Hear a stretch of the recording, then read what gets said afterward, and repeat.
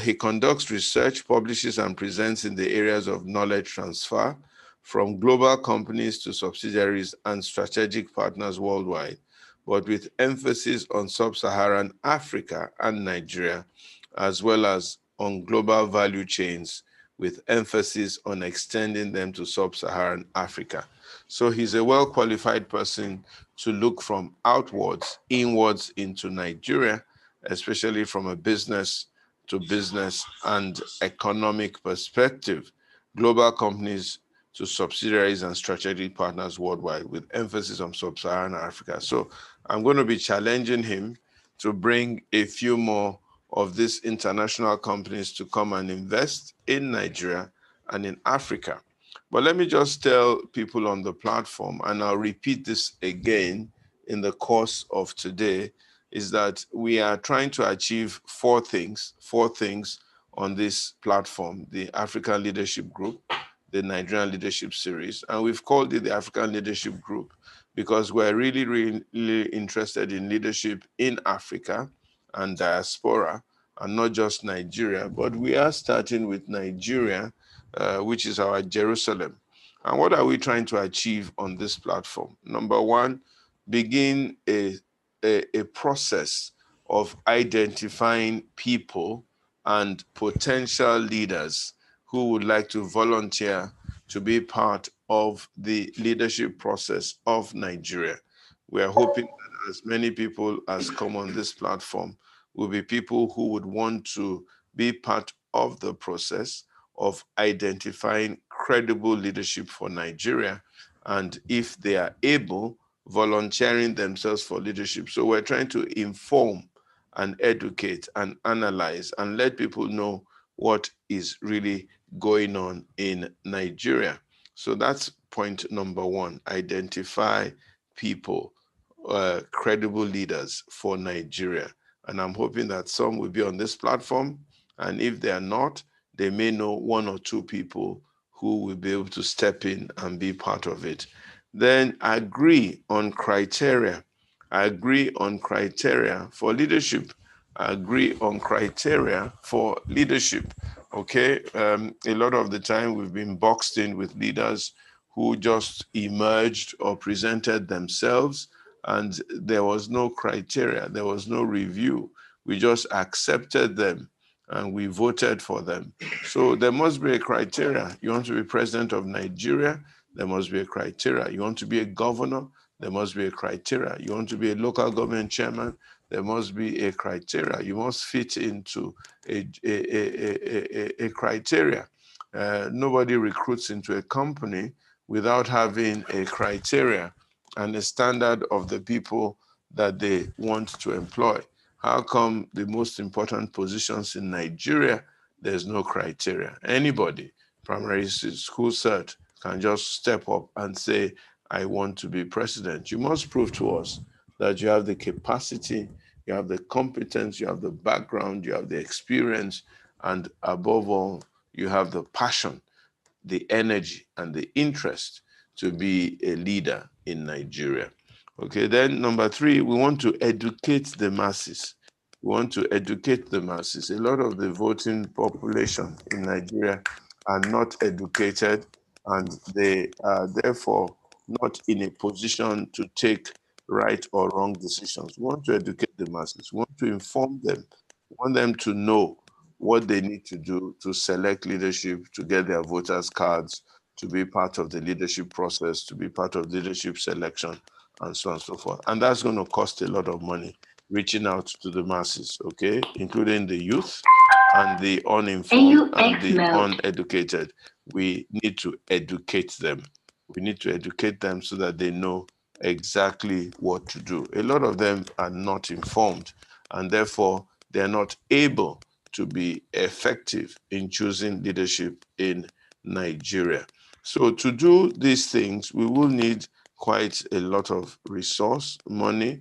We have a strategy, we have a roadmap, and very soon we're going to be developing an effective website and also a crowdfunding scheme to see how many people will be interested in being part of this this process.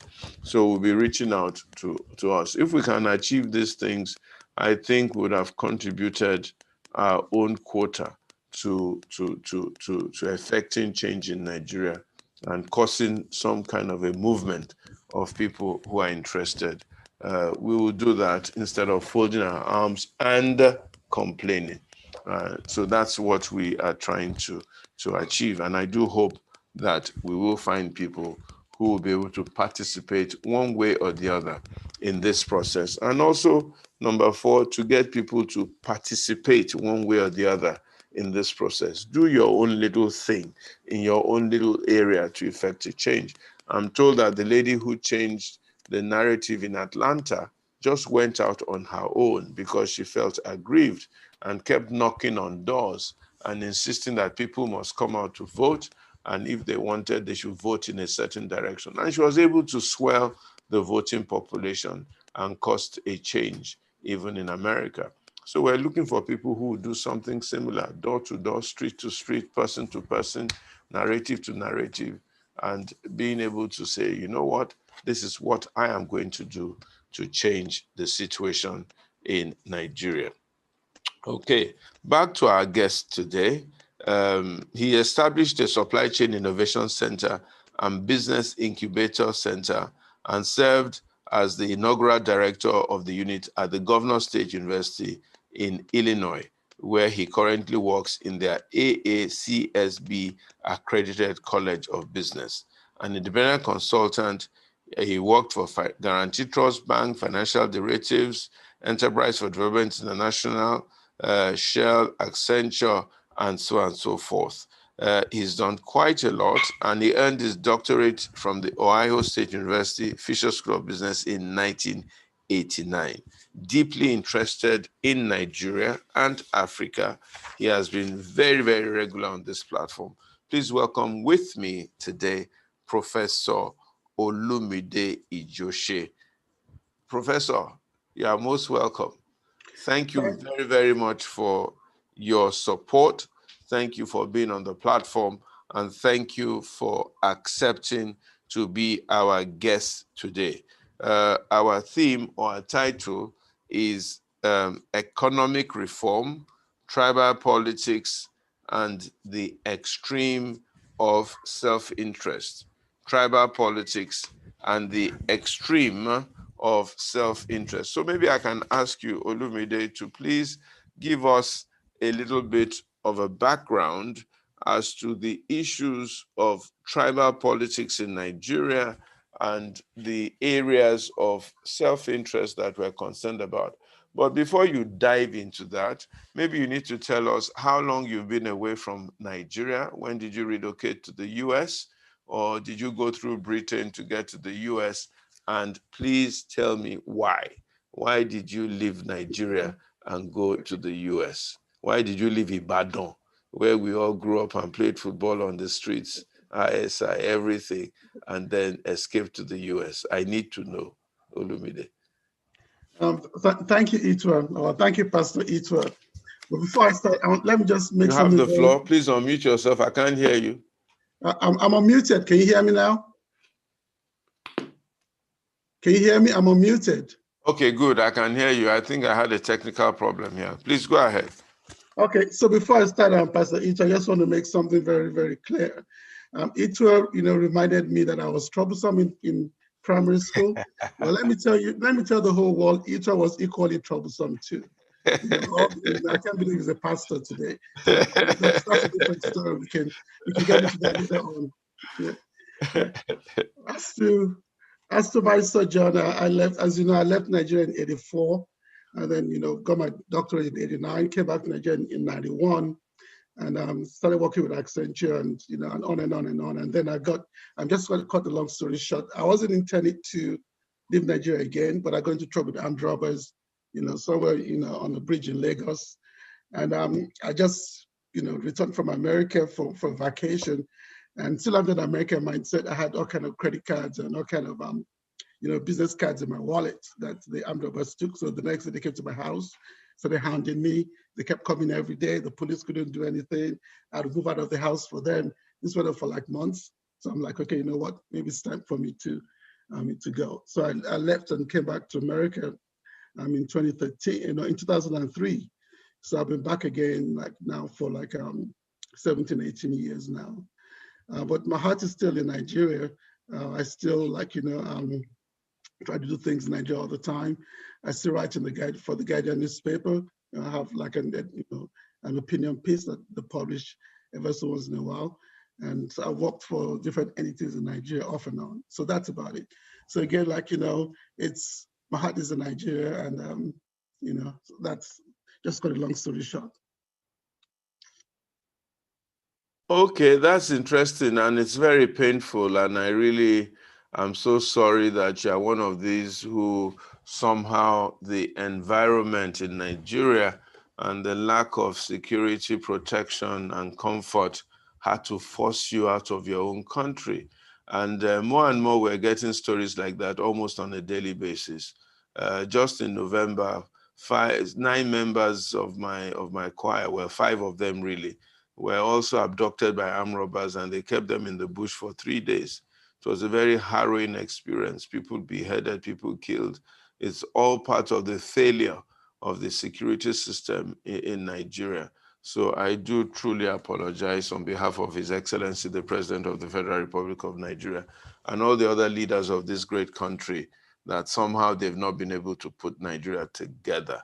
And these are some of the things we really need to face and to tackle in this country, and make sure that there's protection of human lives and property. You can imagine armed robbers hounding a man for several months all over the place, and taking such great resource that would have been available to develop our economy locally and presenting that resource to the world. So my brother, the Lord will bless and strengthen you.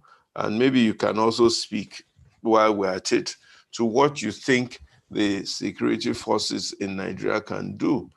We have all these herdsmen clashes all over the place now, all sorts of videos trending of cows ravaging places. We have Boko Haram situation. We have armed robbers, kidnappers everywhere.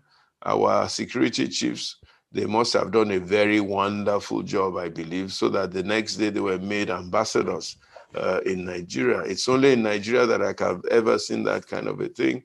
And yet they couldn't keep Nigeria safe. But the government thinks that they did a fantastic job, and the reward is to make them ambassadors and so on and so forth. And they're not too tired. They're still very active and energetic. They don't even want to rest for a day or two before they take up a new appointment.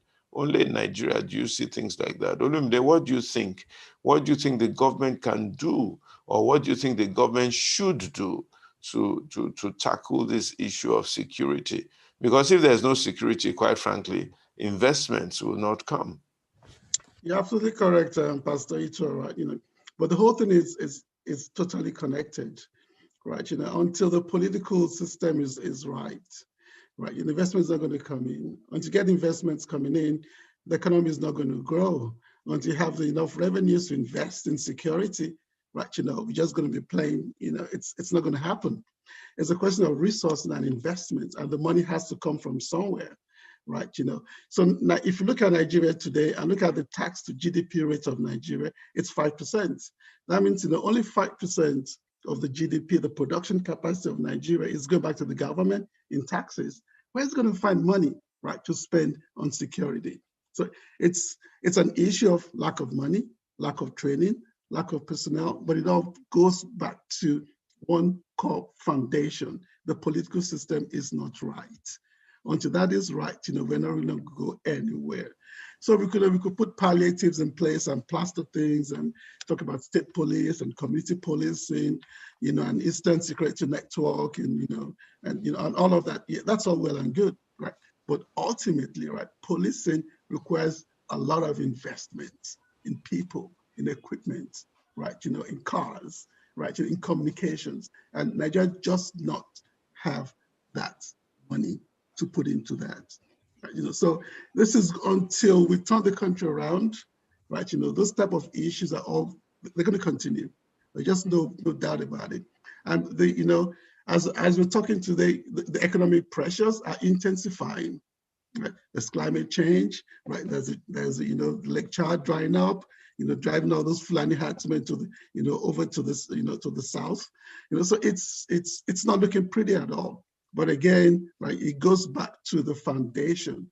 That is the political system and who the political leaders are. Once we get that right, we're not going to have the resources to invest and have a robust security system, right, that can protect all of us the way we want to. But how come 60 years after independence, we still don't have our political system right? We don't have our economy right. We don't have our infrastructure right. And we're just paddling all over the place, People are expecting another round of devaluation very soon of our currency. And you know that, I know that both of us, when we're growing up, we're spending pound shilling pence to start off with. And the naira was stronger than the dollar, much, much stronger. What in your own perspective do you think has led to this situation? And how can we, from where you stand and the breadth of your knowledge, reverse this situation? It's not going to be easy. It's going to take a lot of courage from the leadership of the country, right, to make the right decisions. Because if really, to understand Nigeria, you need to take a really deep dive, right? You understand the mentality of the country and where we are today. And as far as I'm concerned, that goes back all the way to slavery. You have to start with slavery. You have to go to colonialism. You have to go to neo-colonialism, right? You have to go to 1960. You have to go to 1966. You have to go to 1973, right? And then you have to get to where we are today, right? Our problem started, as far as I'm concerned, in 1966, when the federal constitution that was put in place at independence was abrogated and cancelled and replaced with a unitary constitution. At that point in time, we essentially lost the plot, right? Because you have to keep in mind that Nigeria is a country that was created not by Nigerians, but created by outsiders, not for the purpose of Nigeria, but for their own purposes, right? And throughout the process that led to creating Nigeria, and between 1914 and 1960, there were deliberate and concerted efforts, right, to get Nigerians to think in a certain way. Of course, we're smart people, right? We're very intelligent, we're very brilliant people, right? As the slave masters found as soon as they got in touch with us back in the 1500s, right? So we pushed back. People like Awolowo, Zig, Abat Macaulay, and there's so many, so many names, like the pushed back, right? So the British really got to understand us, right? And they wanted a unitary constitution at independence, but we got a federal constitution because it was clear that we were different people, right? So at the end of the day, it all goes back to that structure, right, that we put in place, right, and the values and the norms that guide the political process and selecting our leaders. Until we put all of that in place, we're basically like, at a standstill, right? And there are elements in the country, right, that like, the current situation. They like the fact that they're in charge. They like the fact that they're in control, right? And they're not ready, right, to make those adjustments. So we need to make those adjustments. We need to get back to a federal constitution. We need to get back to as close as to 1966, right? The constitution that Iran did away with, as much as possible. Now that constitution had problems too. It was not 100% perfect, right? But it was more fit to type kind of country that we are, right? For instance, right, that constitution allowed, the regions to have embassies overseas. Clearly, you don't want to do that anymore. But in terms of devolution of power, control of resources, that's exactly what we need to, we need going forward. So again, once you get that, once you get the brass tacks in place, and it's going to be a struggle. It's going to be a major, massive struggle for Nigeria to get back into a really federal system. That's where it starts from. Yeah, you said something very interesting now, and I picked it up. You said that the British, the colonial masters, wanted us to have a unitary government at independence. You have empirical evidence of this? You have proof of it? Or it's just postulation? No, if you go through the transcripts of all the, and you do some research and dig into the discussions that went in crafting the first constitution, right, back in the 50s, that was the question of the British, right, but they, especially Zik and Awu, right, at those conferences, push hard. In fact, and this, I don't have proof of this, right? What I'm going to say right now, I don't have proof, but it's credible. I mean, let's put it this way. It sounds credible, right? So ask yourself, right? Who was the head of the military back in 1965, just before the coup? It was a British head of the military. I always asked myself, right, when Iran decided to cancel that constitution, who did he consult? Right? Was it? I mean, who did he talk to? Okay, we understand that back at that time, military coups were like the norm all over the world. There's a coup in Indonesia, the coups in Brazil, the coups all over the place. And whenever the military has a coup, right, they want to rule by decree. So we could put that on one side. But on the side, this is a coup in a country that has many different nations. Is that a coup in Brazil? Is that a coup in Indonesia? Is that a coup in the Philippines? Where the people are. So you would think that a smart military person with the Queen 66 will have said, yeah, I'm going to rule by decree, but because I understand that we're different nations, we're going to keep this federal constitution and go back to it.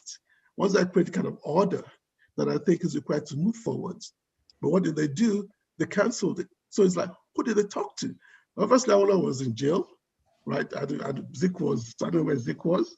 The Sadana, the Prime Minister then, Zafar Balor, and all those. But could they have spoken to the British? Could the British military have advised them that this is what you need to do? We don't know. All we know is that at that point in time, right, when we did it with that constitution, became a unitary government. That was the beginning, right, of the challenge that we're facing today. So it's possible to even imagine that coup may have even been instigated or fueled or encouraged, or at the very least looked away from by the British, and they probably use it as a tool to deal with us for not accepting their unitary position. Why do you think the British wanted a unitary form of government at that time? Why do you think so? Well, you have to, we have to really go back into human nature, right? Human beings, I mean, we've been around for, only God knows, for the millennia, right? But it's been a struggle, right, to get to where we are today, right? From walking, to riding horses, right, to cars, to trains, to planes. It's been a struggle. So as far as I'm concerned, hardwired, in the DNA of human beings is selfishness, is self-interest. It's that self-interest that propelled the British, the English in the first place, to even come to Africa, right? Because they had to bust out, right, of the conditions in which they were living over there. So that self-interest of the British meant that they had to keep Africa, including Nigeria, India, the colonies, under control to be able to extract resources and be able to sell to them as market. It has never been in their short-term interest for Nigeria or anywhere in Africa, right, to be able to add value to its resources and compete with them, on a global basis economically. So if that's a fact. If it was us, right, that had the upper hand, and them, we probably have done the same thing too, right? So they had a self-interest, right, in keeping Nigeria as weak as possible, because that will allow them to extract as much as possible and maintain the way of life for their own people. It's up to us to understand and fight back, right? And create a good life for our own people too. There's not going to be any handouts. It's a fight. It's always a fight. It's a fight for resources. It's a fight for life. It's a fight for well-being. So the British had all the incentives in the world, to keep us in a position. And there's a theory that says, but between 1959 and 1965, forces outside Nigeria had seen how the different nations in the country were running their affairs, right, as almost independent entities, right, in a common country. And they could tell that Awolowo was doing great in the West, right? And there was education, people are getting skills, the capabilities were being built, the infrastructure was being built. There were like, local, local companies doing roads, constructing roads. So it was like they could tell that it was a threat. They could see the East, the West. Ayola Ojo, please mute your mic. Ayola Ojo, please mute your mic. So they could see the eastern region looking at the west, and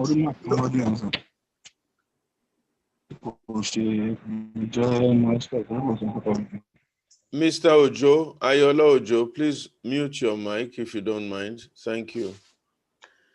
So they could see the east, like looking at the west and trying to play catch up really fast, and trying to replicate what Awo was doing, right?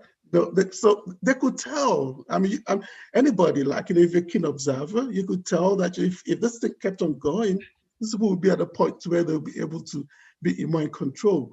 And one thing that's that scares the heck out of multinational corporations up to today is an African country, right? That can process the minerals and the commodities in Africa and add value to it, right? And control that global supply chain. And that'll be the country where a lot of the manufacturing is coming out of, because they're going to lose. Right? So it's in their interest, right, to keep us down, but it's also in our interest to understand that. But unfortunately, we don't seem to understand that, and we bought into the game. That's very interesting. In fact, as you were speaking, somebody, I think Adenuga, said that there's a couple of books or articles, one by Billy Dudley, 1982, that speaks to this issue, and also one by Macintosh John, I think 1986 or so, that speaks to this issue. So Billy Dudley, we may need to Google it and find out about it, and Macintosh John. What beats me though, Olumide, is that it's so obvious, and our leaders over the years, okay, let's take Iransi played to their game, maybe even Gawan to some extent played to their game, but our leaders subsequently and over the years in Nigeria and in Africa have not been able to come together to face a common enemy. We know what happened in the Congo by King Leopold of Belgium. We know what's happening in Zimbabwe, formerly Rhodesia. We know what's happened in South Africa. We know what's happened even in West Africa. We know that the French have, for a large proportion of the time, tied the economy of French-speaking West Africa or French-speaking Africa to their own economy, and even made those countries deposit monies in their central bank and do a coup when they are not happy with the leader. I don't know why we cannot wake up and smell the coffee and face a common enemy. I don't know why we grow cocoa in Nigeria, in Ivory Coast, and Switzerland is the chocolate capital of the world. I don't know why we have cobalt in Congo and we don't make a single mobile phone in any part of Africa. I don't know why our people cannot just wake up and smell the coffee. What do you think the reason is, my brother? Let's say you were an Englishman in the 1700s and 1800s, and you're looking around and you see people are poor, right? They're tired, they're cold, right? And you understand that you need to make a better life for them. And all of a sudden, right, you find out there's a place called America, right? All this land, right? And you can grow things, and you can get you more sustainable, right? But you need labor, right? And you try to get labor from different parts of the world. Use your own labor, they could not cope. Use the Indians, they could not cope. Use the Chinese, they could not cope. They're like, geez, there's something called Africa, right? Maybe I can go there and use the people, right? And they use them successfully. It's brutal, it's harsh. It was the height of wickedness, right? But that's what it is, right? But then, there's some, as a human being, have a conscience, and the other people like, who are Christians and abolitionists, right? Who are going to be like, that's no good. All men are created equal, right? But then you still want to maintain that advantage, right? So you transition to colonialism. So you now start, colonize these people, right?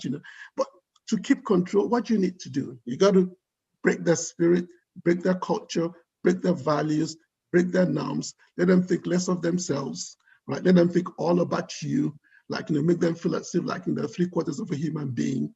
Like, so it was deliberate and systematic, right? Based on, and then, so there was terror there. Okay, so by the time we got to 1960, right, they had basically gotten us where they wanted us to be mentally, psychologically, and spiritually, right? So end of the day, it's like, do I blame us? I do, but on the other hand, because they had to do what they felt that they had to do. Now it's not time for us to wake up and do what we also need to do, and that is like put in place a good structure for the country, a good system. What you talked about, criteria, for leadership, right? Getting the right people in place, right? In 25 years, if less than 25 years, right? If all the ducks are lined up, Nigeria could be a medium economic power. And on top of that, and that's why I put the tribe thing. That's where the tribe thing comes in, right? And you also talked that at the beginning. What happened in 1960, right? Well, how did Zafar Balor become the prime minister, right? When they had, the least votes, but they had the most seats, like you said. And that was because, the population had been rigged for a long time, right? We all know this, right? The British, like, looked at all the major tribes in Nigeria and like, who is the one that we think we can work with the most? And they thought it was the Fulani, because they felt the Fulani, right, had some Arab blood, right? And having Arab blood, right, they probably, were more intelligent, maybe more malleable than everybody else. They knew the Fulani came from outside and are taking over all the, the house and the Canary land, right? They believed that, they could work with the Fulani. They knew, because especially with Yorubas and Igbos, right, and Edos, like, we cannot hide. They could tell right away, like from meeting someone like an Ajayi Crowder, this is a very intelligent guy. This guy that translated the Bible like into different languages, they could tell right away, and they wanted to maintain control. So in that situation, you're going to make sure you're going to try your best, like, to hand over, power to the person that you think can help you maintain the control that you have. So it's systematic, it's deliberate. We have to always remember it's systematic and it was deliberate, well thought out, a strategy, beautifully implemented and properly executed.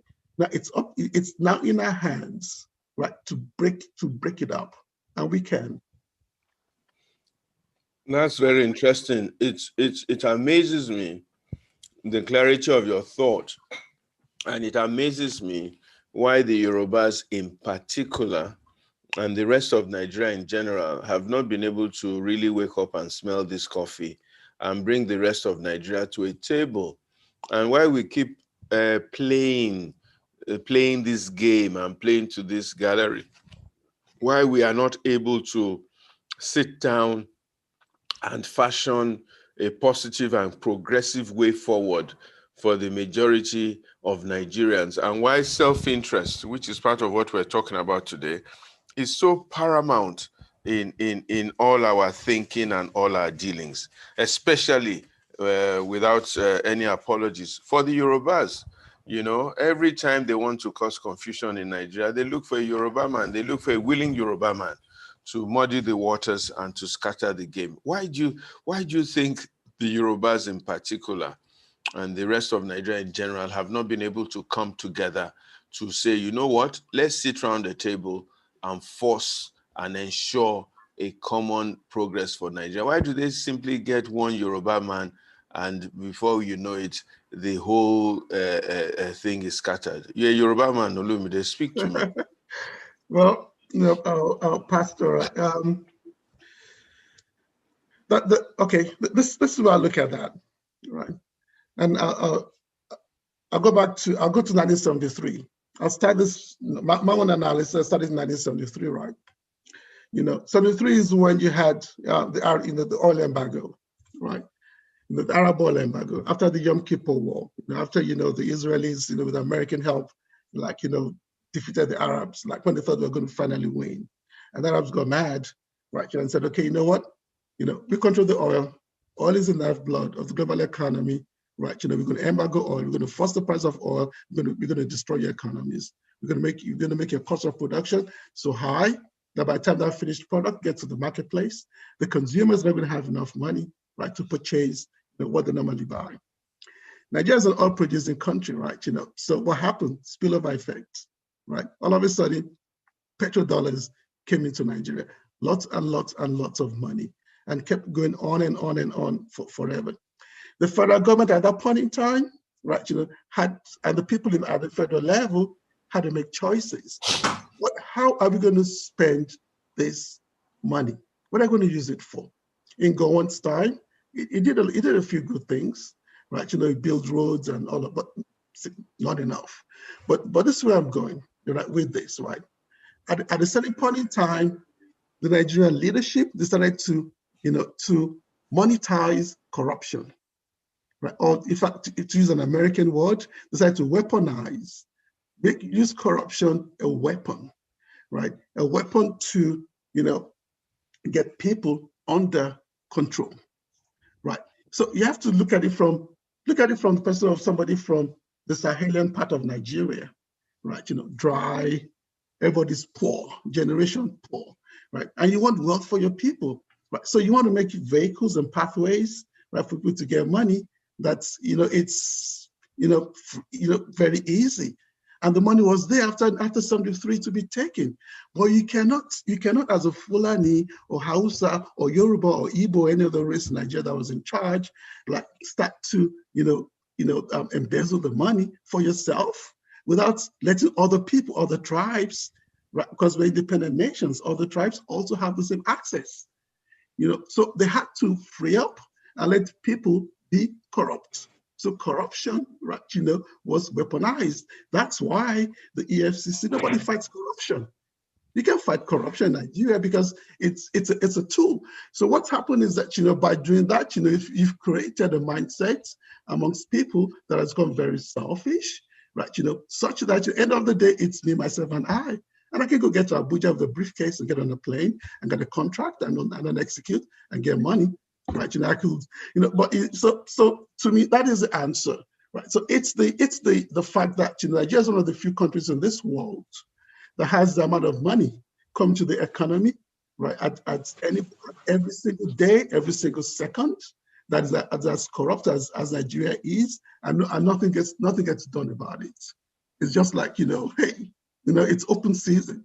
Do whatever you want to do. So once in a while you might take one or two people and make them examples, but as a system, right, as a structure, right, implicitly, right, it's absolutely encouraged.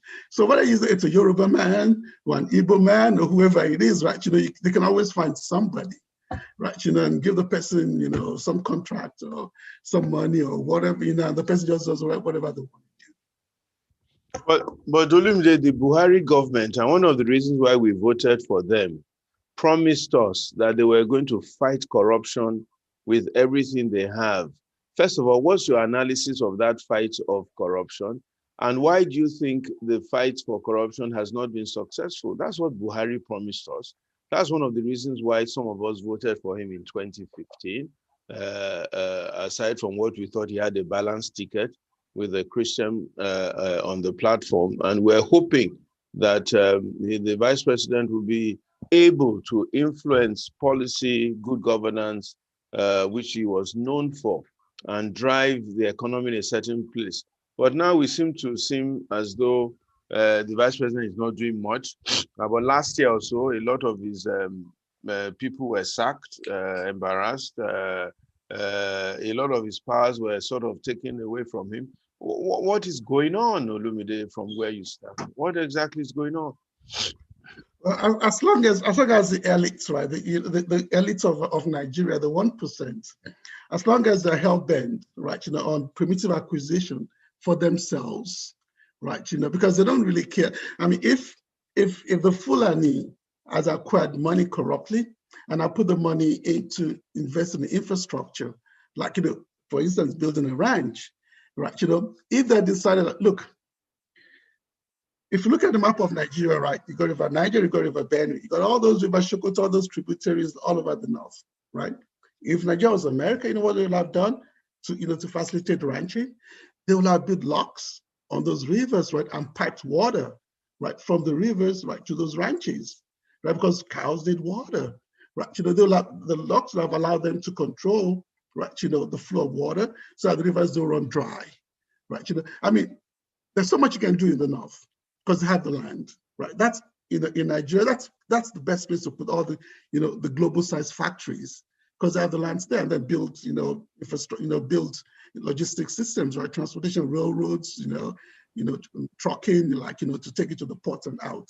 But they did not do that. So the point is, the corruption. It's because the elites themselves are only thinking about themselves. But you cannot be corrupt alone. So you got to open it up to all the elites. So that's why, the elites in every single tribe of Nigeria has a corrupt person. Every single tribe, because they've opened it up and you can do it with impunity, right? So until we change that mindset, that this has to be about the people, about the 99%. It's not about the 1%.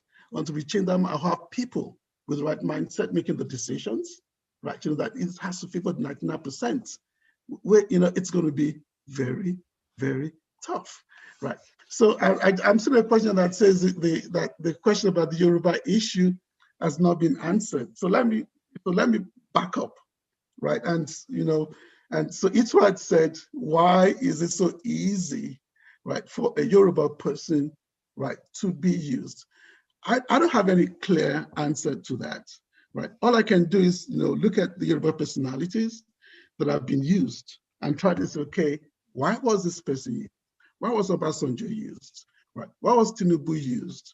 Why was Awolowo not? Why was Awolowo not? Why were they not able to use Awolowo? Right. So let's start with Obasanjo. Why was Obasanjo used? Right. He's a military guy. He's a die-in-the-wool military guy. He's an intelligent guy, as far as I'm concerned. Right.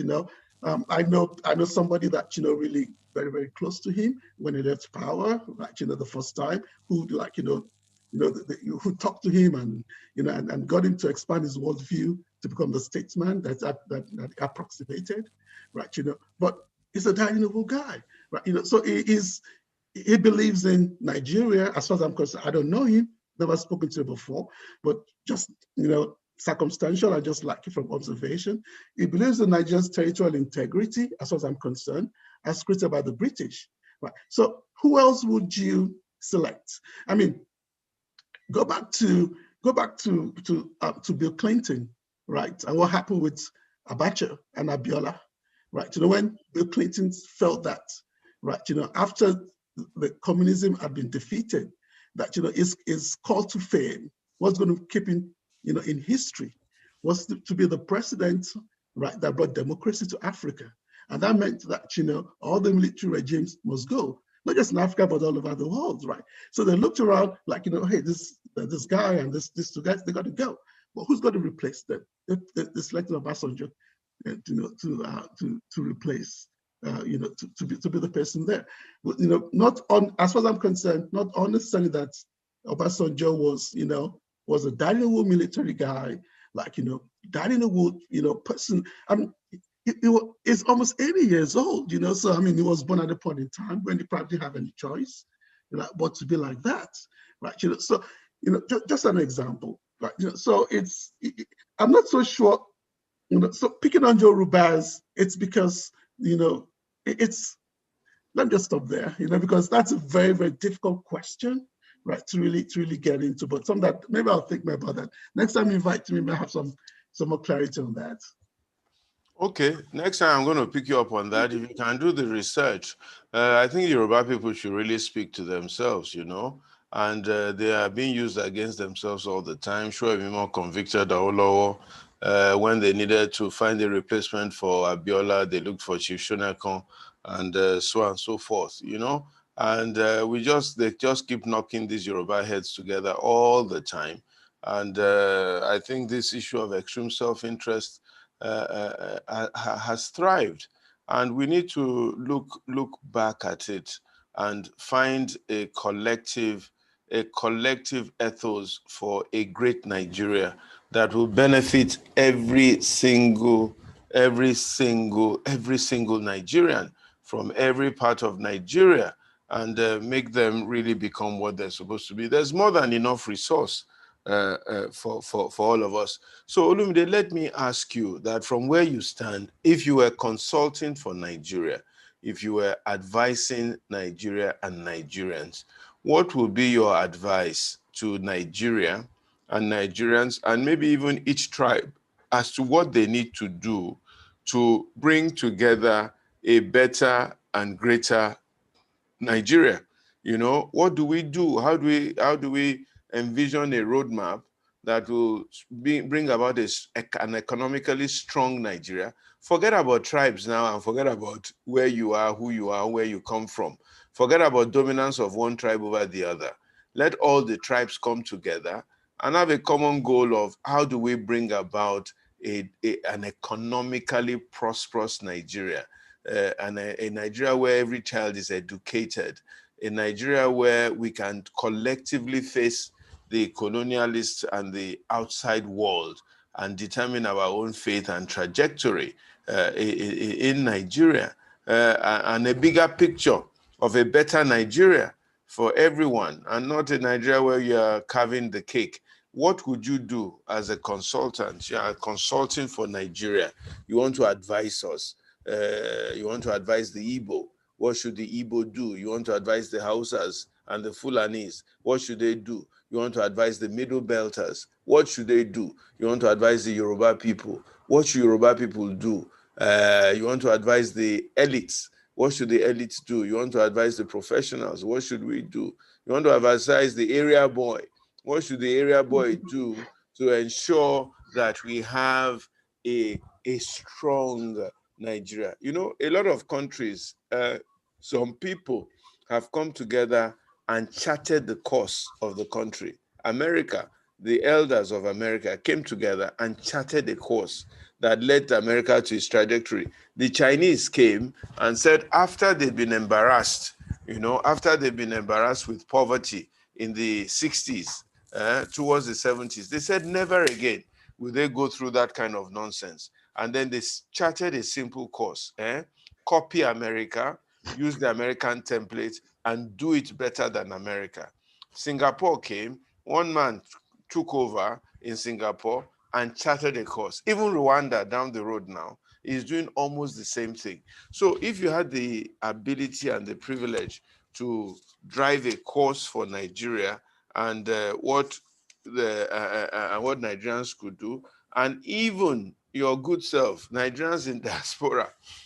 Somebody sent me a video today of a Nigerian man. I don't know where he was. He must have been in, maybe he was in Texas where it snowed in, and he was shoveling in the snow, and he was cursing every single Nigerian, cursing the government, cursing the Buhari, cursing everybody. They let him come to America to be carrying snow up and down. See how he's suffering. They drove him out of Nigeria, blah, blah, blah. What do the Nigerians also in diaspora? And there's quite a lot of you, and you are very formidable. In fact, my theory, to be honest, I'm sorry I'm talking so much, is that some of the best brains in Nigeria are in the diaspora, because the environment in Nigeria forced them out. Look at you now, professor of international business and management, forced out of Nigeria with all these intellectual brains. My cousin Alaba is there on the platform. He's a dentist and a doctor, 2 degrees combined, forced out into Atlanta for the past almost 30-something years, just looking after American teeth, when he can come and do the same for us in Nigeria. My friend Shikwade is forced out of Nigeria in London. Oyeshiku is forced out in Atlanta. And Eskoka, many of them forced out of Nigeria. Competent brains. Some of them are even working for Joe Biden now. About 7 or 8 of them are working for Joe Biden. You can imagine, all those brains. Even Okonjo-Iweala had to be begged back to come back to Nigeria to be part of various governments, and now she's going to pitch her tent in the WTO. She's a Nigerian. and so on and so forth. Akinwumi Adesina is a Nigerian. Olumide Ijose is a Nigerian. What is your plan for Nigeria? What do we do to make Nigeria habitable for all of us? Thank you. Okay, yeah, before I pivot, before I follow you on that pivot, let me just say just two quick sentences on the last question. Number one is the Yorubas. Just a quick observation. I see Yorubas as being very open-minded. Right, so maybe that works against us. Right, we're extremely open-minded and very accommodating. Other groups in Nigeria are a lot more close-minded and more insular, right? In the way they approach things and how they put people in positions, right? Of decision making. And then number two, the question you asked about Buhari and corruption, right? And not fighting against. I was, all of us. I'd left Nigeria the first time in '84. I think that coup was in '83 when the Diagbon, took over, right? But even while I was in the US, I kept, monitoring what's going on in Nigeria. And it was clear to me that the real anti-corruption person, everybody listening here knows this, you all know this.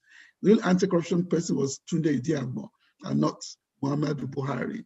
So, there was a halo effect, giving all the credit to Buhari, when in reality, Buhari is a dyed-in-the-wood, Fulani, hegemonist. That's exactly who he is. And that is a fact, right? And to expect Buhari to stand up against, the forces in Fulani land, right? That's what's like to, born to rule. I think that's extreme. Okay, but let's now go back to your question of what do we need to do, right? Right, to the economics. Forget the politics and go to the economics, right? Essentially, right, there are two schools of thought when it comes to economic development at the macro level. So let's start at the big picture, then we can go to the regions. But that's how you ask the question. At the macro level, if you talk to a Western economist, they're going to tell you that the reforms that Nigeria needs is that we need to liberalize. What do they mean that we need to liberalize? What that means is that the prices of commodities, right, have to be set free and to be determined by the market. And the two primary commodities, well, that is important here. One, petrol. Two, electricity, right? But think about it. If the market determines the price of petrol in Nigeria, who's going to be able to buy petrol? If the market determines the price of electricity in Nigeria, who's going to be able to afford to pay for electricity? Only the 1%. The 99% are good. They're going to struggle, and the economy, right, is going to even crater even more. They're going to tell you that you need to privatize. That's the next reform that the Western economy is going to tell you. We've privatized a lot in Nigeria. Did we privatize to the right people? No. Did we privatize everything that we need to privatize? No. For instance, right, the transmission of electricity, should it still be under the control of the government? I don't think so.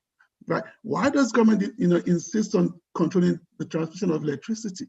Because they know that the supply is not enough and they won't be able to control where the supply goes. Right? Which is okay. That's fine enough. If you had a good government, right? If you control the supply, right, to factories, that would be great. When you control the supply to Aso Rock, so they have power all the time, that's a problem, as far as I'm concerned. The next liberation that they're going to tell you in Western economy is globalization. You have to be export-oriented. You got to globalize. You got to, so that's at the macro level. But if you now go talk to the Chinese and say, okay, what is the model, right, to build a great national economy, right? They're going to tell you liberalization, no. They're going to tell you privatization, no. They're going to tell you globalization, yes. Right? You need to export and become export-oriented. But if you look at those two, right, there's a common thread between the two. And that common thread is skills and capabilities. What can you build? What can you do? At what volumes can you build? Are you making chocolate, right? At the volume, right, to supply Ikeja in Cadbury. Are you making chocolate at volume to supply, or your state, supply Nigeria, supply West Africa, supply the world? What exactly is your capacity? That is the bottom line. So how do you get that capacity in place? You need skilled workers. You need skilled workers, you need engineers, you need infrastructure, but you need skilled workers. So the first thing, as far as I'm concerned, that Nigeria has to do is understand that We cannot. I would like to say, the markets, controlling the price of petrol, but I know that's going to be a disaster for the country. Right. So I would like to say a case where the government prioritizes skill building. Right. Let us find out how many industrial electricians we have in this country. How many industrial carpenters do we have? How many people can work a lathe machine? How many people can work a CNC machine? How many people can do, let's get an inventory of them and figure out, okay, do we have enough people, right, based on the areas of comparative advantage, the areas where we can specialize because you have the basic natural resources, or we can acquire those resources easily.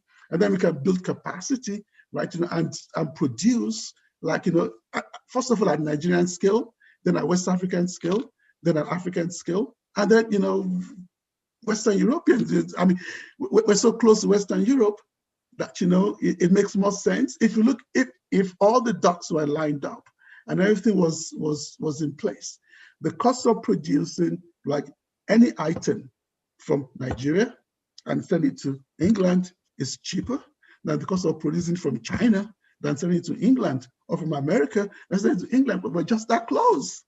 We're just like, I mean, from Morocco, right? You can basically be seeing Spain or Italy or whatever on a clear day. So that's the first thing. We need to figure out, okay, what exactly do we have comparative advantage in, right? What do we need to do, right, to build scale in those areas? Do we have comparative advantage in cocoa? Maybe we do. What do we need to do to build scale so we can, we can be the chocolate manufacturer of the world? Do you have comparative advantage in gas, natural gas? Maybe we do. What do we need to stop flaring gas? We need to invest in people, invest in skills, invest in capabilities. That's what we need to do, right, at the national level, right, So again, and it doesn't really have to all, be lined up in manufacturing. We could look at services too, because Nigeria is at a point where, as opposed to the Americans or the Europeans or the Chinese or the Japanese, we're at an inflection point in the global economy where we can actually, have some opportunity of deciding whether we're going to be, more of a manufacturing-based economy or more of a services-based economy, right? And like you said, Nigerians are brilliant. If you want to be a services-based economy, we can do it. That means we're going to emphasize financial services, consulting, higher education, healthcare, even tourism. I mean, people want to come and tour Nigeria if you give them the opportunity, right? But so we have to make that distinction, right? And then instead of wasting money and and letting people be corrupt, people stealing money, right? And all kind of getting contracts and use the money wisely in building the skills, because it's all about investment. You got to invest in education, right? You got to invest in skill building. You got to invest in leadership. If you choose to invest, and the painful thing about Nigeria, right, is that between 1973 and today, the amount of money that has come into this country has been more than enough, right, to make that investment hundreds of times over.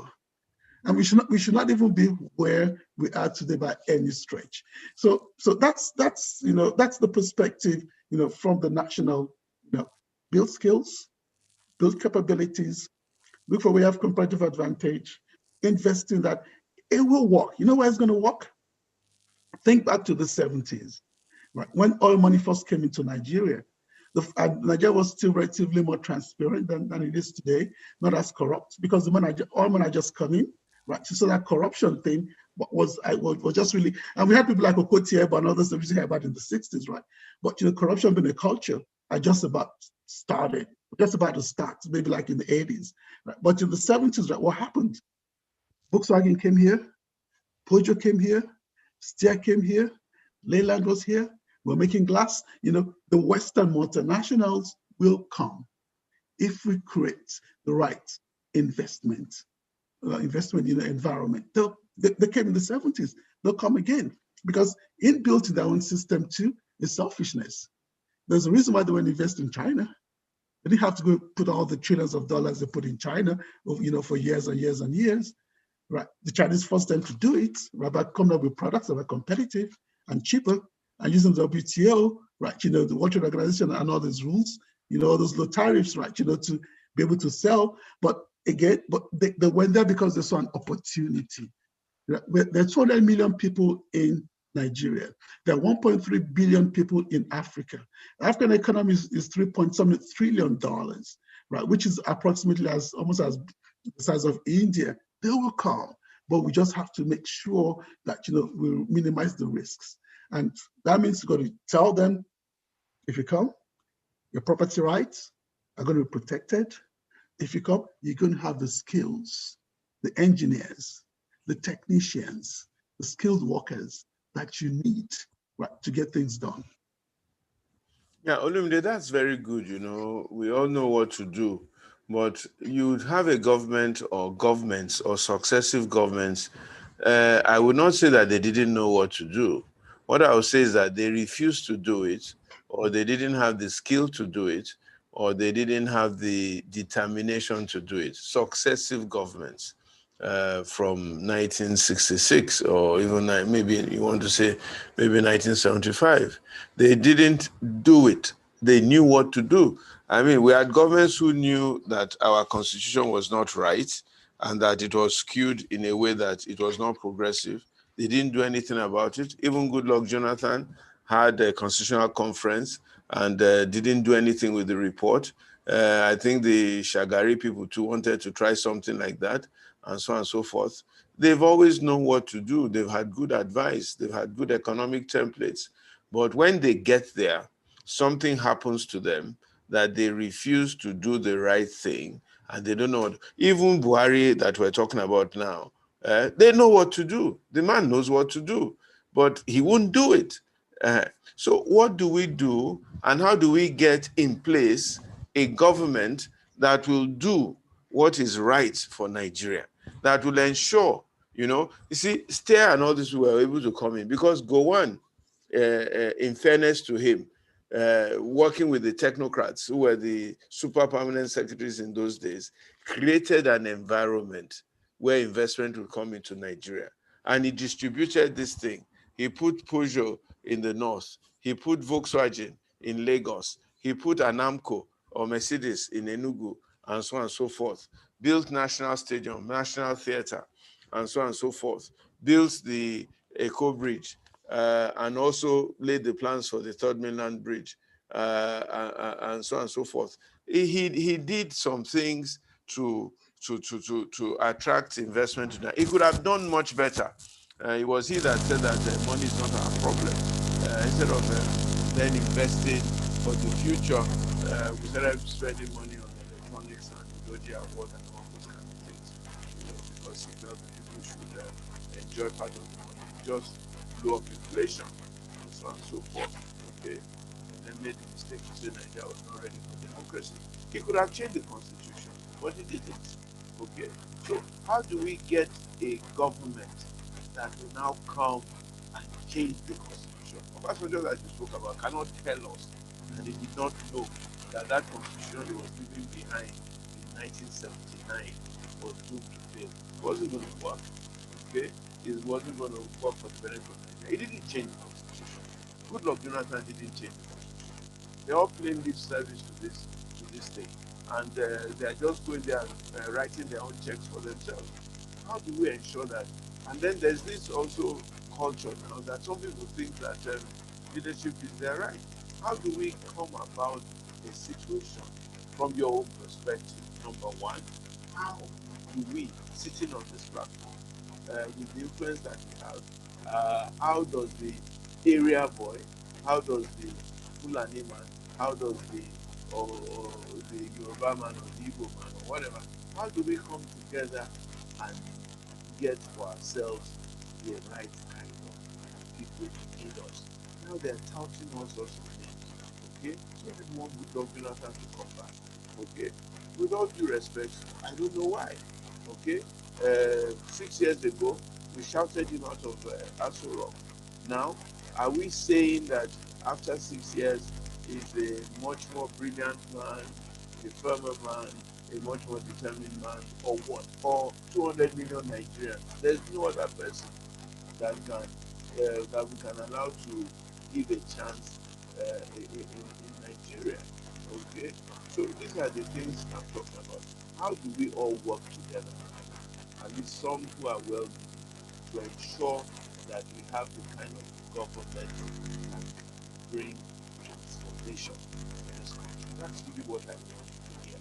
And then, how do people in diaspora like yourself, what can you contribute? Because one of the problems with you guys, I must confess, is that you all keep behaving like lame dogs over there.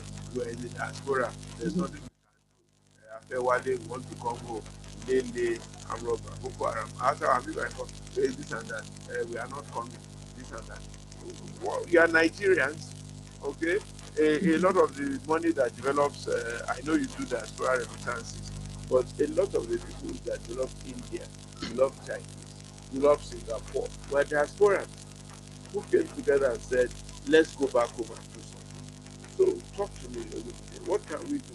And then I'm going to throw the platform open for questions or suggestions or inputs. There's quite a lot of people on the platform.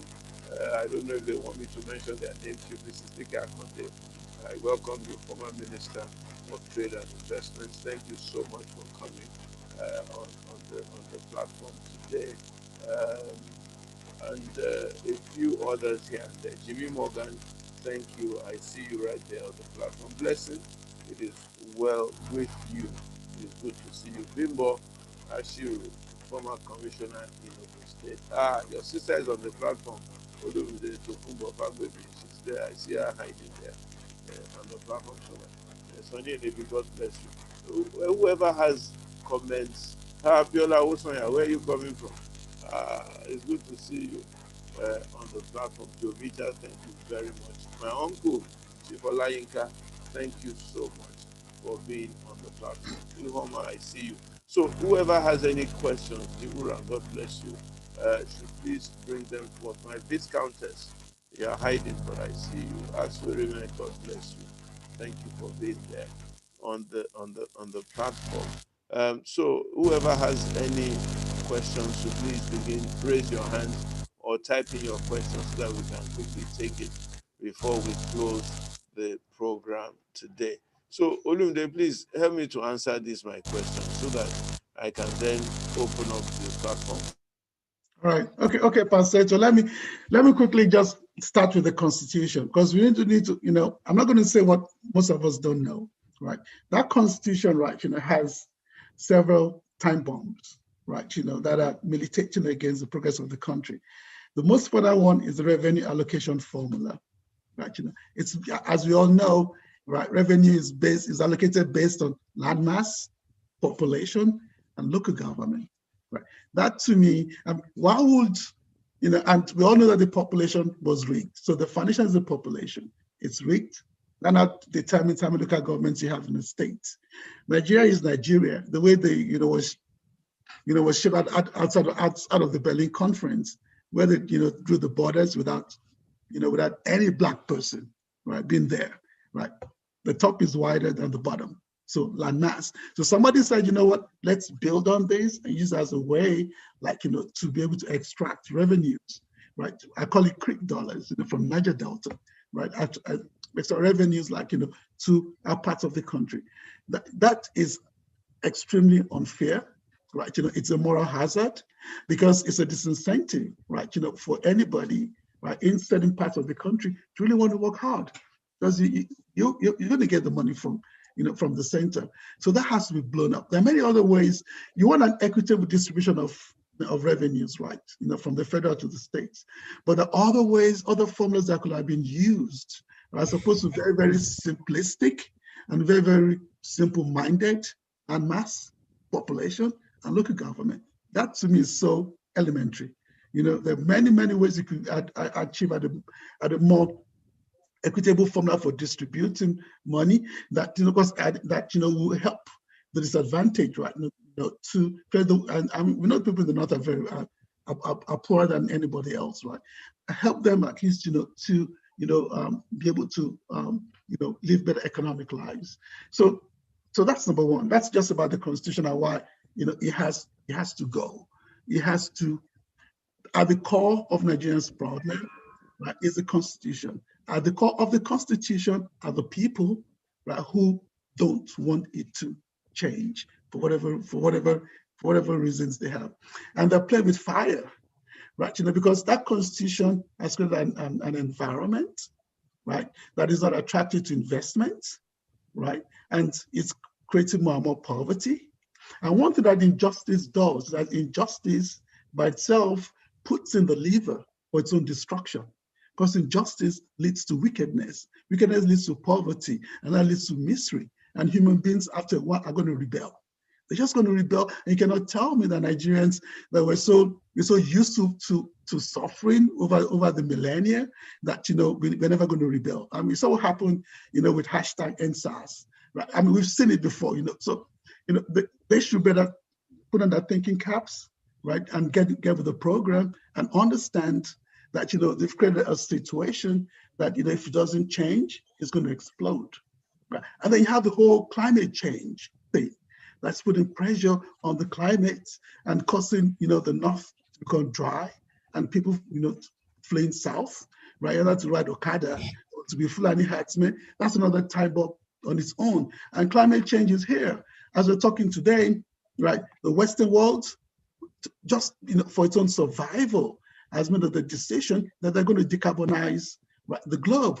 And that means less emphasis on crude oil and natural gas as a feedstock for the global economy, right? GM say that by 2035, they want to transition to almost all electric vehicles. It's coming. So if Nigeria doesn't wake up, even the money that we're getting from oil is going to start to, okay, like today, oil is $60 today, right? It's gone up a little bit. Why? Right, because the stimulus in America, right, and tension in the Middle East, but it's not going to last for long. We cannot count on that. We need to, we need to restructure. We need to get that economy going so taxes and money can be coming in from a different direction. So the point is those pressure points are building. They're building, and they're not going to dissipate. In fact, they're going to begin to elongate and become more heightened.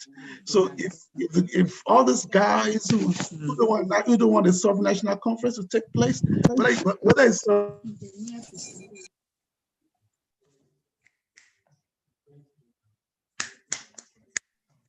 whether it's sovereign national conference, whether it's done to National Assembly, something has to be done to restructure the Constitution.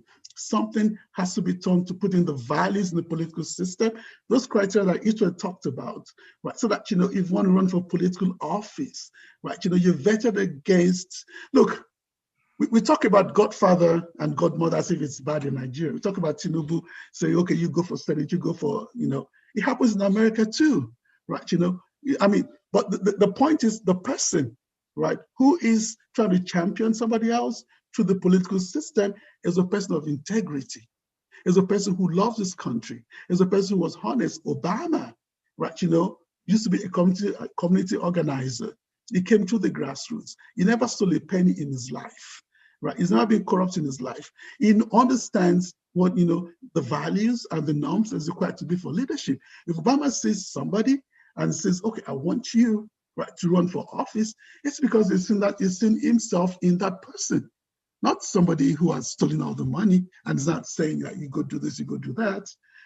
Just from that base, right, from that baseline, that's already a non-starter, right, for that individual. So those norms and those values in the political system itself, in the individuals, in the political parties, the internal democracy has to change. The constitution itself has to change. If Nigeria has to, in fact, I look at it this way, right?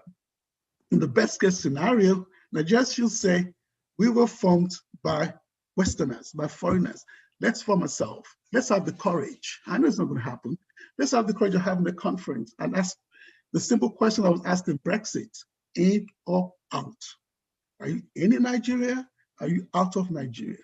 If you're in Nigeria, let's come up with the conditions and the terms under which you're going to live together and form our own country, a country formed by Black men and Black women. not by Europeans, not by French and the Italians and the Germans in Berlin Conference smoking cigars and deciding this how we're going to carve out Africa. Let's have that courage of doing that. Let's not be afraid. There's some, because, chances are everyone's going to say we're in, because it's to really be an economic superpower, not even an economic medium power. You need land. Igbo land. If Igbo land is a country today and is firing on all cylinders and is doing very, very well, at best, it'll be like a Belgium. It's constrained by land. They know that. That's why they try to get all the land in the south. It's okay, Biafra is going to be all the way to Ore. They understand they have the land. If Yoruba land was a country today, everything was working perfectly, good leadership, the economic production, 100%, we're doing very well. Best, maybe we'll be like South Korea. But if Nigeria, with its landmass and its diversity and good leadership, was firing on all cylinders, it could be like a Germany. It could be as consequential in global affairs as a Germany. When you tell that to, when you tell that to some people they're like, forget about it. We just want out of the country, we want our own country. We don't care. Forget about all those, being the leader of the, of Black people and all, So that's one side. Now to address your question as to what we need to do, you said it all, right? At the very beginning, right? We need to have either, as far as this is my own thinking, either a new political party or, one of the current political parties, right, being controlled by people who are patriots, who are real nationalists, who are real patriots, who are not tribalists, who are thinking about Nigeria, thinking about the people, even thinking about the race, the Black race, which is at the bottom of the pile in the human race. And like, what? God made us Black, right? But we're no different from anybody else. So this is how we prove to the world that all these stereotypes and misconceptions, that Black people cannot manage anything, that Black people cannot manage money, that you have to take from them, and that they're almost like children, you have to know what to do. That's how to go by the wayside, because it's just not true. Because when you live in America, you understand that, and when you go to school and you live in America, you understand that you're no different from anybody else. It's just who, the skin is just a veneer, right? It's just a cover. Right? So we need, people who have that kind of understanding, right, to be the leaders of a current political party or a new political party. And then go back to what you said, right? You need a lot of money, especially whether it's a current or new political party, and hire, an army of people who will go to the hamlets, to the huts, to the villages, to the towns, to the cities, and educate the people and knock on their doors, talk to them and tell them, this is how things need to be. This is what we need to do. This is the situation. This is what they have to be people who are honest and conscientious. They got to be trained. That's the way it works in America. When there's a political campaign in America, right? You put your ground troops, and they knock on the doors and they talk to people. You have to replicate the same thing, but it's going to be quite expensive because you already have, a highly monetized and expensive political system already. Short of that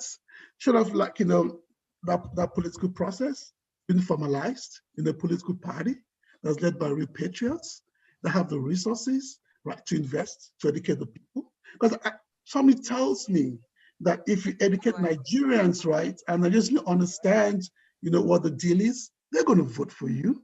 I don't think we're that stupid. They're going to take stomach infrastructure and take chicken from someone that we're going to go to the bathroom afterwards. I think, that work has never been done. And I think it needs to be done at the grassroots. So the alternative, right, is to just continue where we're going. And like I said, the end of oil is coming. We don't know when the end of oil is going to come, right? People have been predicting the end of oil for a long time, right? But it seems to be accelerating. But nobody can, they say nobody has climbed on the tree and seen tomorrow. So we can't really make any concrete prediction. But what we can see is that the end of the oil era is coming, and we can see that climate change is coming, and we can see Nigeria is still in the same as that it is, and we can see Nigerians, it's human beings live in Nigeria. So we can tell that if this continues, sooner or later, there's going to be blood. There's going to be a revolution. There's going to be a war, right? So why don't we be wise and find a peaceful statesman solution rather than leave things to chances by insisting on continuing, with the current constitution and the current ways in which I don't get it, so that's where I am. So it all boils down to I would prefer look, if I don't see any reason, sometimes I think to myself, and I'm sure people do this, why can't someone like a Pastor Itwa call his friends, his Fulani friends, and talk and really tell them the truth? Call his Igbo friends, call his TV friends, call his friends everywhere, and try to in the background build that understanding that we need to change that constitution. That diplomacy. What can it happen in the background so that one day it'll just be they don't necessarily understand that it needs to happen, and those shadowy figures that we keep back in the Kaduna Mafia, I don't know, but we now say, okay, you know what, we got to do this thing, otherwise we're going to implode. So to me, it's about that's how you're going to get that change. That change has to happen either by force, or by peace. Olumide, thank you very much. And I think you've really clarified one or two things for me. Number one, a group of well-meaning Nigerians, you inclusive, by God's grace, and a few people on this platform should come together and either form a new political party or take over a current political party. Number two, get an army of people with boots on the ground to educate the masses on what is right from wrong and how to exercise their own political rights, and get as many of them as possible to have their own voters card. I think that is doable, even by this group. It's doable if we're serious, and if we can raise the money, because we need quite a lot of money for logistics and all that to educate the people. That's the least that anybody can even do, and it may start off a chain revolution. It might also be possible to form a new political party if people are willing and committed to it. It's just that everybody's afraid that the people therein are so ingrained and they have so much money and they have so much this and that, they will blow people away. But like the 4 lepers at the gates of Samaria, they had nothing but faith and willpower, and they took a step forward, and God helped them to do the rest. So the least we can do is to take a step forward. And I thank you for the challenge that you've given me to talk to my friends. And indeed, I have quite a lot of them all over the place. And I will talk to them. And to be honest, this platform is part of that process of talking to them and getting ideas of what to say to them and trying to tell them that we really must work together to change this constitution. To be honest, I have started to engage quite a lot of them, midnight meetings and things to move Nigeria forward. There's a gentleman called Jide. You might know him, and I think he does know you. He says we were neighbors at Links Reservation in the 70s. And he's saying that how do we get self-governing institutions that can regulate systems and they'll be, to a large extent, independent of president or government. He says you guys have been discussing this in the US.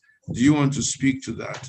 And then if anybody else has any questions, please throw them onto the platform also, or you can raise your hands and we can call you to speak very quickly. I think we'll be closing in the next 10 or 15 minutes maximum, by God's grace. So Jide Jegede asked that question, Yeah, Pastor Ijo, there cannot be any self-governing institution unless the government allows it. And that's, so unless you have the right people in government that understands, right, that, institutions need to govern themselves, forget it. It's all theoretical until you have that government in place. Human beings make decisions. The government is human beings. You have the right human beings in government, you're going to make the right decisions. If you have the wrong, just like I said, it's all right. Everything we've said today is not rocket science. There's nothing new. It's all known. Why is it not being done? Because you don't have the right people in place. So we need self-governing institutions. We need all of that. But until you have the right government, working with the right constitution, it's not going to happen. That's why, in America, they praise their founding fathers like crazy. The Constitution is like gold to them. Same with every country in this world, right, that has any sense of dignity, right, has the right constitution governing its affairs. And that's all there is, period. Olumide, I agree with you 100%. I think anything else is begging the question. What we need is to change government and to have a good and effective government in place. And it's only that government that will do what government needs to do. Private institutions and individuals can try, but because they don't have the constitutional power, they are limited in what they can achieve. Somebody, Ene Tamuno, is on the platform, and he says very nice insights by Olumide and so on and so forth. And he agrees with you that we have an unsuitable constitution which appears to draw us back, and that even Rwanda is making progress. But Bolu Onobolu is asking, what role do religious organizations have to play in civic education, and what can we do with religious organizations? Bolu Onobolu, can you answer that question, Olumide? Thank you very much. I was hoping that question would come up. And with the apologies to you, Pastor, it's all right, You don't need to apologize. I will take responsibility for my group. Okay, without apology to the Nigerian church. Nigerian church has absolutely let us down almost 100% and completely. In the African American community, right, the African American church is the center of the struggle, right? Is the center of the civil rights. African American prosperity is based on the church. The African American church is the conscience of Blacks in America. They're the ones that go out and force white people to give the Blacks the freedom that we have today, that extended to just all over the world. We need Nigerian church to do better. We need Nigerian church to go beyond tithes and offerings. We need Nigerian church, right, to have a social conscience. We need Nigerian church to be more of an activist church. We need Nigerian church, right, to talk to the government and tell them the truth. We need a Nigerian pastor who's having the opportunity, right, to talk to the president of Nigeria, not just ask him to kneel and pray, but also to talk some truth into his head, right, regardless of whether you're going to be invited to Aso Rock again. So we need Nigerian church, right, to lead this. We need them to be a social conscience. We need Nigerian church to care, for the masses. We need to set up food kitchens. We need to set up homeless shelters. We need them to take a lead. We need them to look at the current Pope, right? The current Pope, is a Catholic guy, but is an activist. Right? The models are there, right? But I commend you, Itua, because you're doing this right, and also know some of the things that you're trying to do, right? So as if even if the African American church, right, it's not the entire breadth of the church, right, that is fighting for the people, right? But Ebenezer Baptist Church in Atlanta, where Martin Luther King Jr. came out of, right, where the current senator from Georgia came out of, there are a few churches like that. If you can just have 1, 2, 3, 4, 5, 6 churches in Nigeria, right? Where the pastor says to hell with it, and with the people. I'm going to speak truth to power. I don't care. That will make a heck of a lot of difference. Thank you very much, Olumide. And all those points are noted, and I agree with you 100%. And I'll be trying to engage some of my colleagues that it's not about tithes and offerings. It's not about big church programs, anniversaries, and fundraisers to build cathedrals and all that, and also, church keeps doing programs, even the real evangelism they are not really doing it. They won't go to Sokoto, they won't go to Zafar, they won't go to the creeks of Niger Delta, they won't go to the slave ports of Badagry and things to evangelize the unchurched, but they just build city churches for different reasons. I agree with you 100%. And we will try our best to talk to ourselves. There's a gentleman, I don't know your name, or there's a lady, Galaxy Grand. Galaxy Grand has their hands up. Do you want to unmute yourself and quickly ask your question? Okay, Galaxy Grand, that's Dixon. Dixon, make it short and sharp, straight to the point, please. Okay, sir. Thank you for this program. I think two things. Me, my friends too, they also blame church, but I say they should not blame church. Church can't be blamed. In fact, the liberation we've got in Nigeria started by the churches. Only that Nigerians now, we are morally corrupt. And due to the poverty and the achievement of the churches in the past, so everybody now goes into church calling themselves pastor with fake, what do you call it? With fake testimonies and all that stuff and miracles. So people rush to church. Now, let's leave that. The issue is this. In Nigeria, we have people that even, let me use my Professor Olumide. Pastor Ika can tell you, I have more than enough personality of you around me. We're good friends, they listen to you, they do this. As soon as they give them little opportunity to serve this country, something will block their hearing. They don't speak the way they used to speak before. They don't relate with you the way they used to relate with you. They become so pompous. So that's moral decadence. They don't listen to advice. They are not available. Whenever, if you have given them 2, 3 advices, they will not be ready to see you at the 4th time. So they shut the door at you. So that is the problem of Nigeria. Then another one, Professor Olumide, please go and look into it, is the National Assembly. The National Assembly is the engine room of democracy. But let me tell you what we have in our National Assembly today. And I will be straight. And I will be straight. Nobody can undo me. It's only one bullet, death, go. Let me tell you, when you make that guy who runs Quitos or Quatos, whatever nightclub, a federal honorable, please, what do you expect at the National Assembly? The person who is representing me in my own local government, my own federal constituency, that I could have had interest, but I don't have money. The person who is representing me is a rogue, is a 419. We all know. Everybody knows. But who can fight him?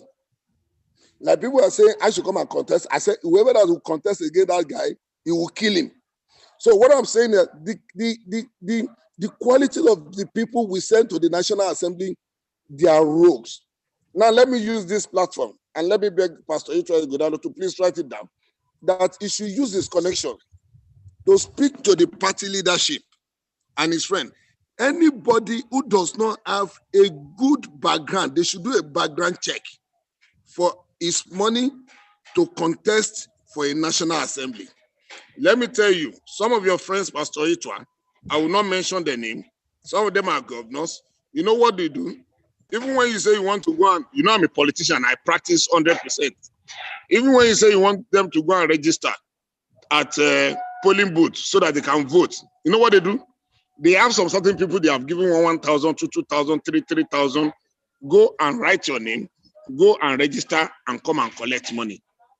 And after they do that, during the election, they buy votes now. I know of a particular governor, he was my friend, we are fighting. All he does, he buys votes. He has reported me because I've told him straight.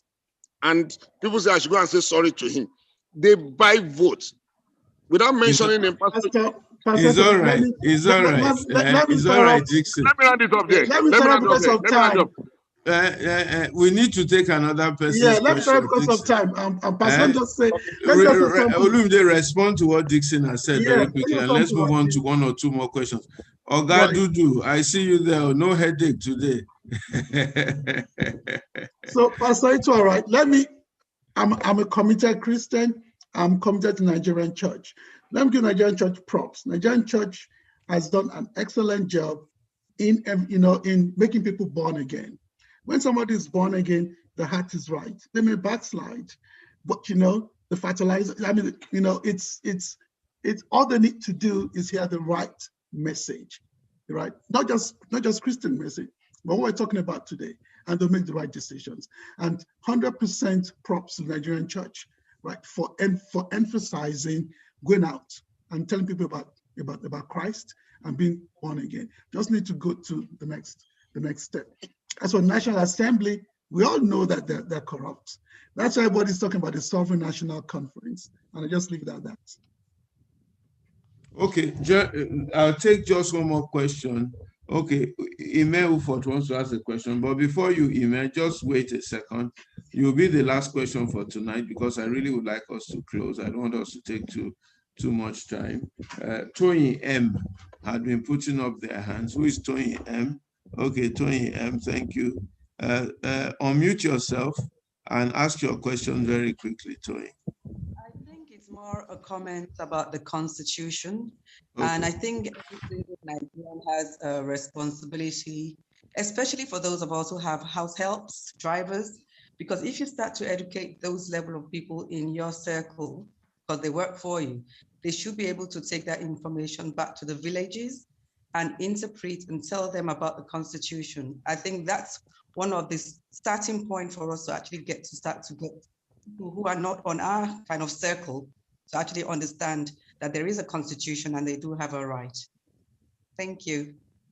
When you are going to leave that drive to go from house to house, so get ready to put on your walking shoes and educate the masses. A lot of people have house girls, house helps who come from various parts of the country. Yeah, so right. If you start, that's a starting point. Okay, all right, that's a good idea, and we'll take that up. I see my cousin Chris. God bless you. I want to thank those on Instagram: Olufumi Awolusi, Adenrad Adesonya, Deborah Adegbesi, Bushba Lounge, Buluaji Michael, Ariola Ogungwe, Olushola Fregene, Aisha Bankole, and a host of others. I want to thank you. Reverend Oyebode, my good friend, thank you. We've got a bit of religious bashing today, but I'm sure that you can speak a little bit from the Anglican Communion perspective. Reverend Oyebode is a Nigerian who is practicing in an Anglican church in the UK. Do you have one or two quick comments you want to make, Reverend? Well, they have said it right. We in the ministry should be in the leadership, in the forefront to set examples. But a number of us have swayed away from this. We need to reborn ourselves and do things right. That's the way I see it. But it's not everyone that is like that. I must say that categorically. Some have some goodness in them. Some of them have missed it all. But I'm sure that at the appropriate time, God will do it. Thank you very much, Reverend. Email Fort, I'm going to take your comment or your question very quickly. We begin to close. CA, I see you there all the way from the US. God bless you. Greet Madam for me. So, Mr. Ufot, please go ahead and take your question very quickly, and then we'll close. Charles, I see you. God bless you. Thank you. Thank you, sir. Yes. I think good evening all. I think I must thank Professor Olumide and Pastor Itua. I think Olumide. Okay, Olumide Ijose, yes. Okay, just I think what he has just said is, I'm confused a little bit. I'm in the media, but I have classmates who are politicians, and I find it difficult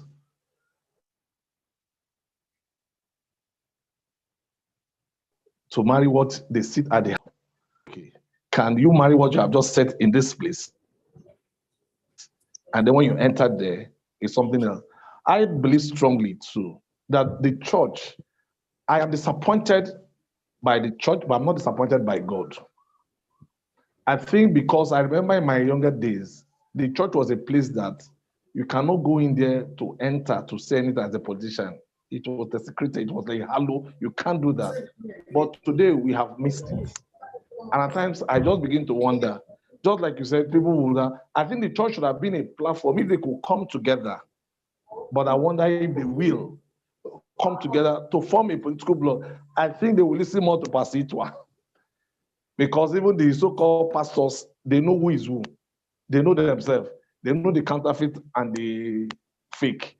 If they could come together and say, okay, let's form a bloc, and then let's work on this as an agenda. Just like you said, Ebenezer's church is history today. Martin Luther King's church. Which church can we point to today in Nigeria? Wow. You know, that Which church can we go there and say that is where they produce the political? Where can you point to? None. No. Adetunga, can you mute your mic? Adetun, please mute your mic. Okay. Thank you, Amen. You know, so I think I just appreciate. I don't want to take more time, but I enjoy this. So many of us that are in our corners there, we get disturbed, and when we see things like this come up, we want to participate to see how this thing can come to the fore, because it can't continue like this. Okay, imagine a professor earning 400,000 naira, and a councillor that just woke up yesterday morning earning 2 million naira. How do you manage that? And you say we should put nationalism into place? I can't understand this.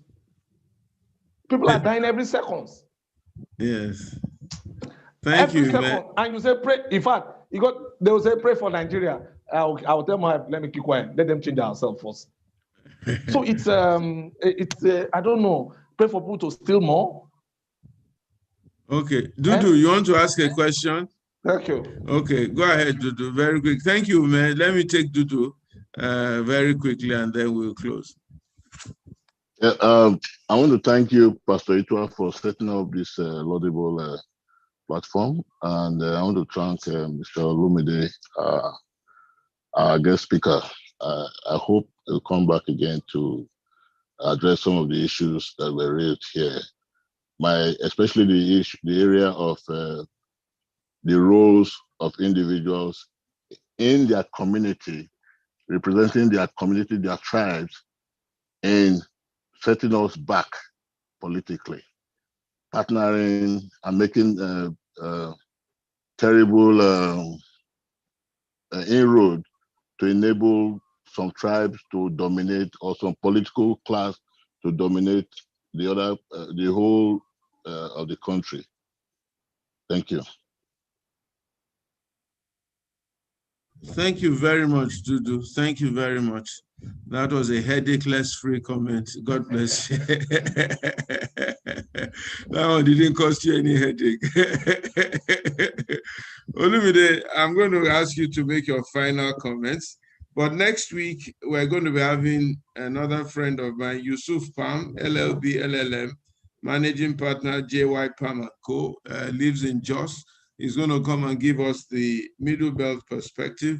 Strategies for the Middle Belt is what he's going to be talking about. He is a frontline politician himself. I think he's been in politics for a little while. He was Attorney General of the Plateau State at a certain time. So we should have a very robust discussion with him next week and see what the Middle Belt is going to be coming to bring to the table. And the suggestion by Ime about the churches coming together and forming a veritable platform to engage and drive politics with some of their members is not a bad suggestion at all. And it could offer some ray of hope for Nigeria if the church leaders themselves will be serious and be free of corruption. To be honest, the church itself has not been free of corruption, as it were. We've had spiritually corrupt leaders in the church, and we've had financially and even morally corrupt leaders in the church who've thought more about themselves than even the congregation that they're leading. So we also need to change a little bit of our thinking, even in the church, and then see what we can do. And then the fallacy that we used to think that religion has nothing to do with politics, or Christians or whatever should not get involved in politics, that politics is dirty. We need to change that narrative completely, because leaders control the destiny of nations. So the church, if you are there listening, please hear me and hear me well. The church itself needs to unite and cleanse itself, and then come and face Nigeria. Olumide, I'm going to ask you to say a few last comments, if you have, but also tell me what you will do if one day or somehow you became president of Nigeria. What would you do? And then I'll close with that comment. Thank you very much, Olumide, for coming. I appreciate you very, very much. Thank you for your friendship over the years. I thank your mother for being an institution in my education and development. I can never forget. I think I gave her an award several years ago to thank her for that. And she's sorely missed. I think she passed on a few years ago. I was happy that I was able to give her that award to just appreciate her before she passed. A lot of people who have done phenomenally well in Nigeria, the silent heroes, nobody remembers them. And one of the things I've tried to do is to remember those who have added value, at least to my life, and help to shape what I have become, if I've become anything at all. Adetutu Ogunleye, God bless you. Good to see you. Thank you for being on the platform. I want to thank all the others who've been very active on the platform over the years, for staying the course and being faithful. So Olumide, please tell me, what are your final comments? And also, if you became president of Nigeria, what would you do? Thank you. Thank you, Pastor. Thanks so much, Ito, for this opportunity. And thank you for the audience for listening to me. I've told Ito that I've listened to a lot of press conferences in Nigeria. They ask softball questions. I'm trying to encourage him to take his show, put it on television, right? Ito ask all the right questions, hard questions. So kudos to you, Ito. I can tell you, you're a real patriot. You're a real Nigerian, and we need more of you. I think in Nigeria, I think what Nigeria needs today is a strong president. We don't have a strong president, but at this point in time, we need a strong president who's going to say we need to have a conference to change the constitution. And then you guys, National Assembly, do it. If you're not going to do it, it needs to be changed, and that requires a strong president. Once the constitution has been changed, right, and people have decided that they want to be part of Nigeria and have new rules, right, of living together, we now need a president that's not so strong, right? Who can allow, the regions, right, the federated units, right, to run their affairs. And down the road, right, probably another strong president again to now begin to project power on a global basis. But for today, we need a strong president who's going to say, look, things are coming to a head, things are coming to a boil. We cannot continue this way, right? So let us sit and talk to ourselves. Are you in? Are you out? If you're in, these are the rules. If you're out, well, God bless you. So thank you, Pastor Ito, for this opportunity. If you back me again, I'll be happy to come and share my thoughts. And thank you, everybody else, who's here listening to me. I wish everybody a great rest of the day. It's night in Nigeria. Wish everybody a good evening. Thank you very much, Professor. Thank you very much. Summary is that you think we need new political party to take this charge or take over one of the current parties, an army of people to educate the masses, and also for us to begin to talk to different kinds of people to rein them in, to bring together a good Nigeria and a strong president that will drive us in the right direction. Prof, thank you. It's been an honor having you here, and definitely we will invite you again to add some value to what you have said. I want to thank everybody that has been on the platform. Thank you for being part of this platform. Thank you for staying the course. Thank you for your interest. Thank you for your encouragement. Please try and invite as many people as possible to the platform so that we can have more people on this thing. And as I said before, the reason why we're doing this is to educate the masses on the need to get their names on the voters register and to participate. We're searching for credible leaders, So if you know of any or you have one, please volunteer yourself. We're also determining leadership criteria on this platform. And then we're going to try and raise some money. To really, really educate the masses and start a movement that will make people more politically aware so that they can take the right decisions. God bless you all. Have a nice evening and have a very wonderful weekend in advance. See you next week, 5 p.m. The Zoom links are exactly the same. Even if you don't get the invite, don't wait for the invite. Just switch on and then you can sort of invite others. Let's try and invite at least one more person or two more people. We have more than enough bandwidth to accommodate people, and let's have a robust discussion. And your comments and suggestions are welcome. God bless you. God bless you, and God bless you. Regina, thank you for that comment. I will take you up on it and we'll discuss it privately. God bless you. Thank you. All right. Good night. Bye-bye. Bye-bye. Bye, Pastor Tua. Ibijoke, God bless you. Bye. Bye. Otaji, bye. CY, Mr. Hansen, God bless you. Bye. Abiola Oduwole, thank you. Yewande Cole, the Lord comfort you and bless you. Jovita Desbordes, God bless you. Remi Dairo, God bless you. Oluwaseun, God bless you. Tokumbo Tuyo, God bless you. Asurime Akitunde, God bless you. Ene Clap, God bless you. Abiodun Oduwole, God bless you. Olubumi Olokwa, God bless you. Toyin Tiktok, Tokuta, God bless you. Funke God bless you Oyadiro, too, God bless you. Pastor. Toxic. Who is this guy toxic? Pastor Deokuno, God bless you. Ebamiki Gio, God bless you. Bolade, thank you very much. Funke Oyadiro, God bless you. God bless you, sir. Thank you for your comment. God comfort you and strengthen you. Bulu Onobolu, God bless you. Tony, thank you. Samson the Great, you and I need to talk. Dipo Magwagwiola, thank you very much. Elizabeth, thank you for that comment. Ola Ajasa, Ola Bode Oseni, thank you.